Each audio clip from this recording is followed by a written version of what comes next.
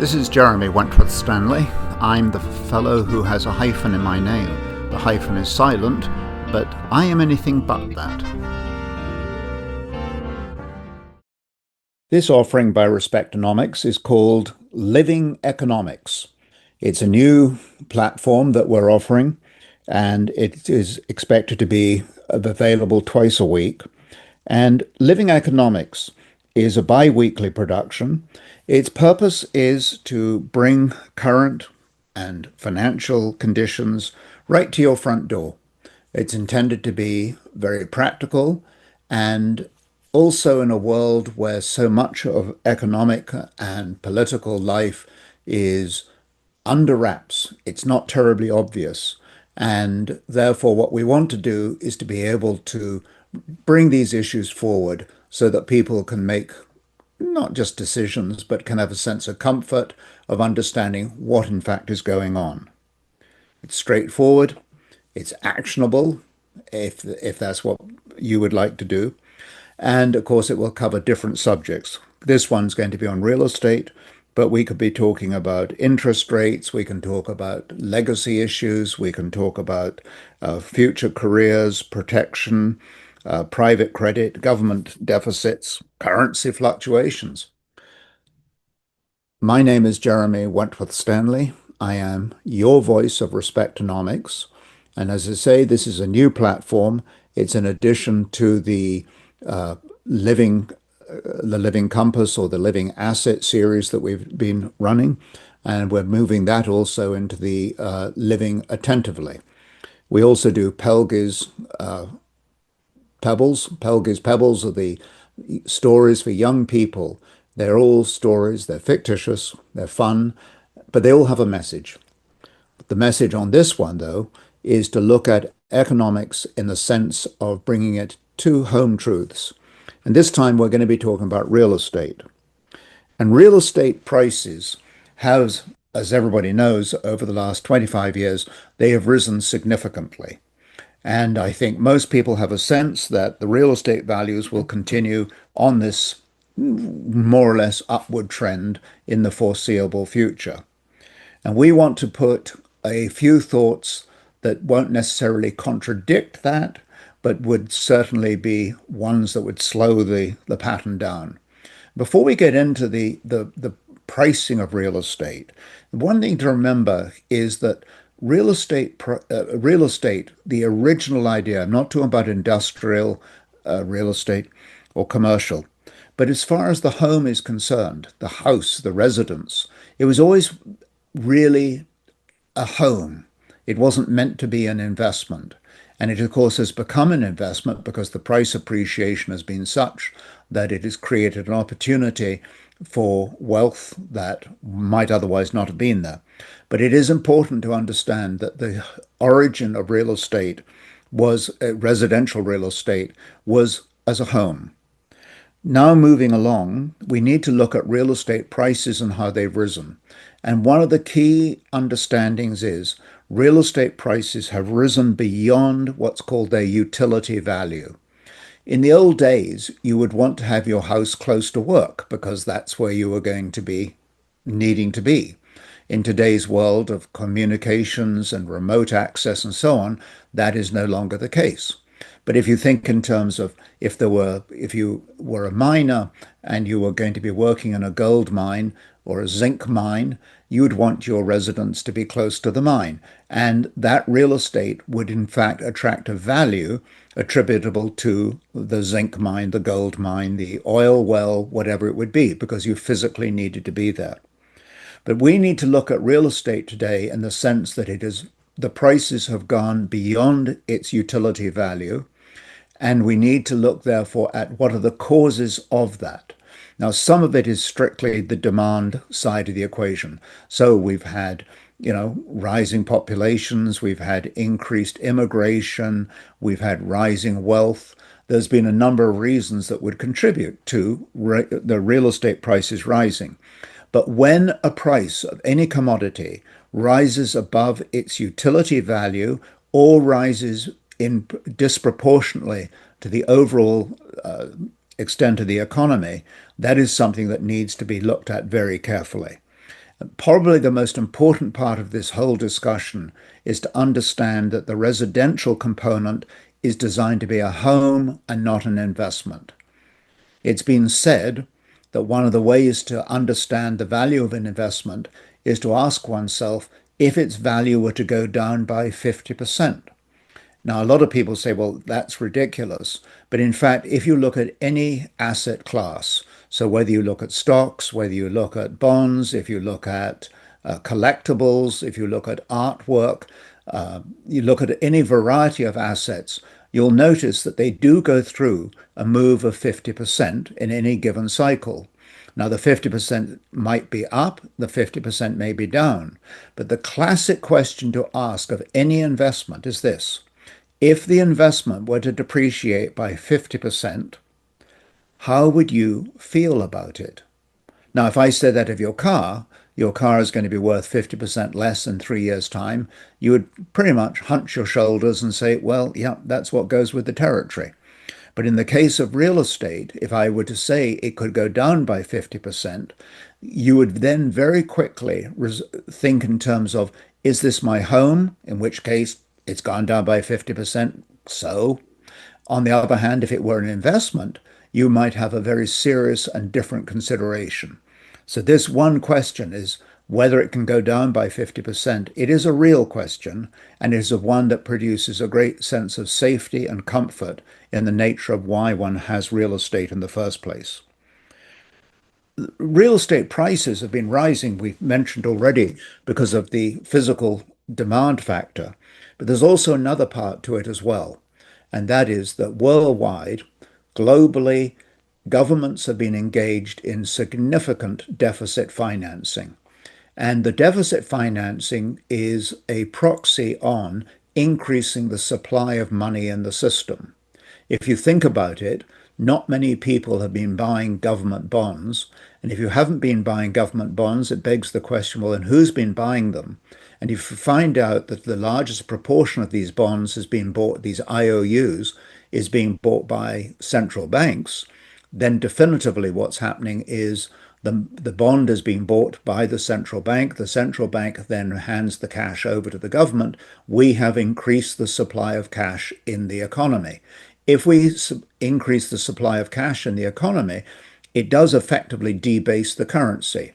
And real estate is one of these commodities that has a certain storage of value attached to it.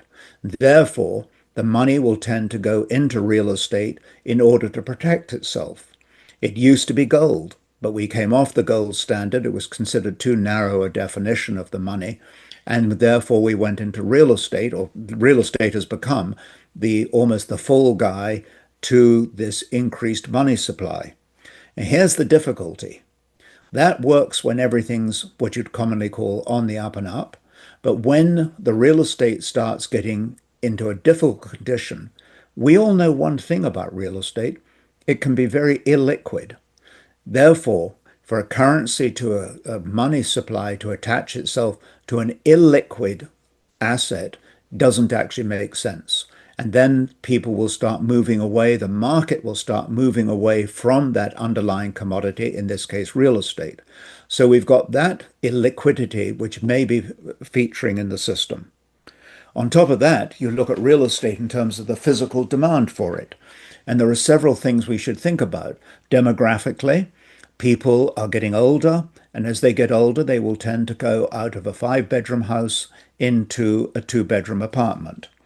We see family formations. They're slowing down. Family formations are the result of marriages and togetherness and so on.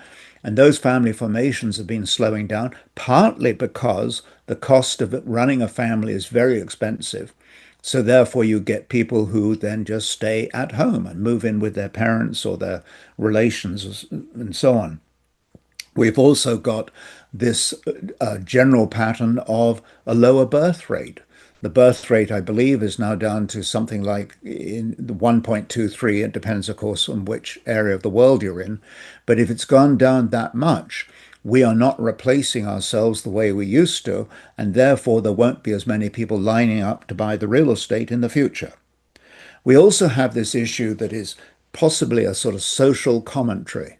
But I want you to imagine a 10,000 square foot home crammed with beautiful artwork, lots of stainless steel and marble and all those good things. And then I want you to take your favorite meal, and it might be stew, it might be whatever it is. A cup of coffee will give us the right answer. But do any of those things actually taste better when you're in the 10,000 square feet? And the answer, of course, is probably not. There's a lot of frustration and anxiety to keep these big houses going. And then when you find out that the pleasures of life are actually being diminished, well, there's a chance then that that isn't going to have the same level of attraction. We also have the cost of maintaining a real estate residence. We have the issues, of course, of taxes and insurance, general maintenance. General maintenance, aside from becoming more expensive, it's also an issue of being able to find people to do things. How often do you hear that comment, I haven't been able to find a plumber, I haven't been able to find an electrician? So you can see there's this total migration going on.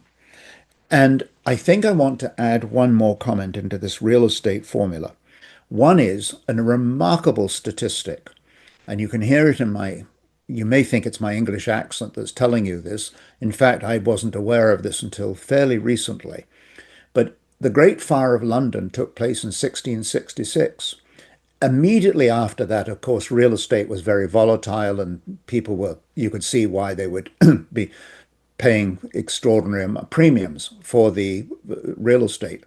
But after that, it was a grind and a very slow grind of what's called price to income. The incomes weren't rising and therefore the prices weren't rising.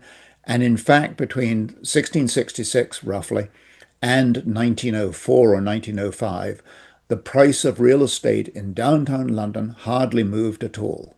So we want to be very aware of the utility value of real estate. We want to be aware of this concept that the house is a home and not an investment. And I think finally, I want to make one more comment about any commodity you look at. You can try it with cocoa, you can try it with butter, you can try it with silver, you can try it with practically any commodity. But have you noticed something? When there's a shortage of something, it always ends up subsequently being in a surplus. It's a bit like a pendulum. The pendulum moves one way and then it moves the other. And we find, economically speaking, that the surplus of today becomes the shortage of tomorrow, and the shortage of today becomes the surplus of tomorrow. And therefore, it is an arguable point that the real estate that we currently think of as being in short supply, as far as housing is concerned, may in fact end up being in a surplus position in the foreseeable future. Now, the whole business about real estate and where the economics plays out in this one is that if we are in a time of this secular, cyclical downswing in real estate prices, the accent that that will give on the banking system, on credit generally, is going to be very disadvantageous. So we are looking at a situation where we can find the various lending facilities are in trouble, and we can find out that the price of real estate is in trouble, and we may find that the market is relatively illiquid. So that's the discussion on real estate. Living economics is designed to bring you these thoughts, but in bringing you these thoughts, they are naturally available to be countermanded by someone else. Someone else might say, well, no, I don't agree with that. And I think it's important that these conversations be considered to be bilateral, that you're hearing Respectonomics giving a point of view. If you have one that is different from this, then it is important that we hear it and produce it and repeat it so that other people can hear it. We're dealing with what we would call the facts, ma'am, and we want this to be straightforward, open, transparent, and easily understood. So if there's questions on what we've talked about, they naturally should be reflected. The contact information is Jeremy at respectonomics.com. That's Jeremy, Jeremy, at respectonomics, respectonomics.com. If you care to be in touch with us, we'd be glad to take your messages, and we'd be glad to make sure that your comments get on air so that other people can hear it. We've got a wide audience. The audience is getting wider and wider for Respectonomics because at the heart of it, we're talking about dignifying another human being, showing respect, showing a sense of awareness and attentiveness to the not only another human being, but possibly just to one's neighbor or to one's co-worker. On that, I rest my case.